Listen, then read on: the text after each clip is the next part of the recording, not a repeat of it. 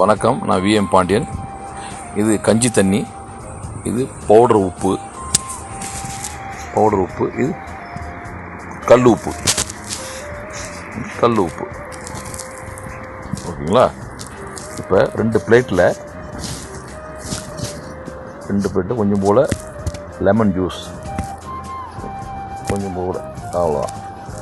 Lemon juice, இது சாதாரண பழம் பிழிஞ்சி ஜூஸு, லெமன் ஜூஸு எடுத்துக்கிட்டேன். இப்போ இதில் 2 பிளேட்டில் பராபர் எடுத்தாச்சு, ஈக்குவல் எடுத்தாச்சு. இப்போ இதில் நான் கஞ்சி வடித்த தண்ணியை 1 ஸ்பூன் எடுத்து ஊற்றுறேன். இது சாதாரண சாப்பாடு வடித்த கஞ்சி தண்ணி. இதுலேயும் ஊற்றிட்டேன், இதுலேயும் பராபராக மிக்ஸ் பண்ணுறேன் இந்த கஞ்சி தண்ணியை.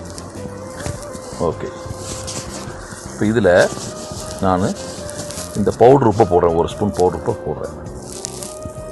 பாருங்கள் எப்படி கருப்பாக மாறுதுன்னு, எவ்வளோ கெமிக்கல் பாருங்கள் இந்த பவுட்ரு உப்பில்.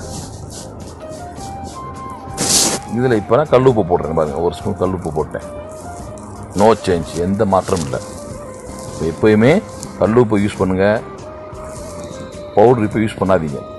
இந்த இதுதான் உடம்புல போய் இல்லாத முட்டி தேய்மானம், கால்சியம் இல்லாத பிரச்சனையும் உங்களுக்கு உண்டாகுது. அதனால் எப்போதும் கல் உப்பு மட்டும் யூஸ் பண்ணுங்கள். வீடியோ பார்த்ததுக்கு நன்றி, வணக்கம்.